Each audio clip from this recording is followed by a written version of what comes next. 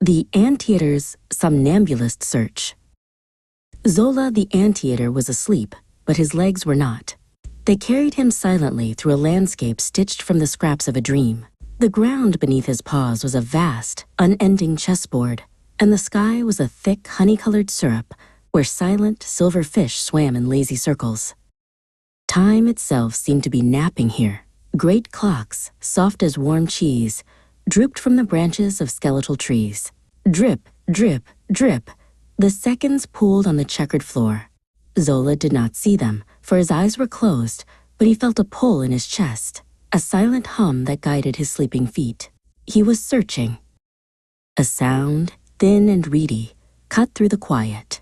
A creature composed of a clarinet's body and a spider's legs skittered across the board, its single keyhole eye blinking.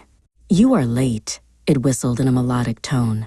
"The sand is running low." It pointed a spindly leg towards the horizon. Zola's sleepwalking paws followed the creature's direction. He passed through a forest of giant, stone hands reaching up from the ground, their fingers curled as if trying to catch the floating fish. The air grew warmer, smelling of dust and forgotten moments. One of the great silver fish detached itself from the syrupy sky and floated down to Zola's level.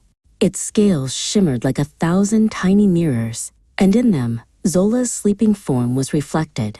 It opened its mouth, and instead of a sound, a single perfect grain of sand fell out, landing softly on the path before him. The grain of sand was a sign. His sleeping mind, adrift in the dream sea, remembered a whisper, a legend passed down by the ants of the waking world. They spoke of the great ant hill, which was not a hill at all, but a colossal hourglass that held all of reality in its delicate balance. And then he saw it, looming on the horizon, its glass form so vast it touched the honey sky, was the hourglass. The top bulb was almost empty, the last few grains of reality trickling down into the bottom. The great anthill.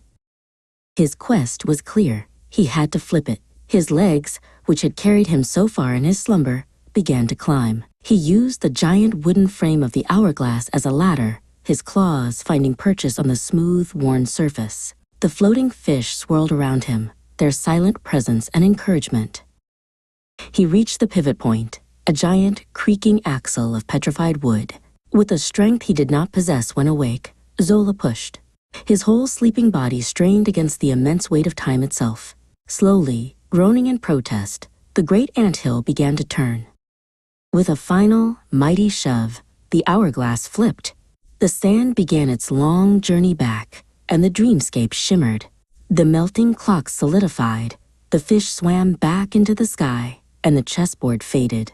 Zola the Anteater opened his eyes. He was curled up in his own cozy burrow, the morning sun just beginning to warm the earth. He stretched, unaware that he had just saved the world in his sleep.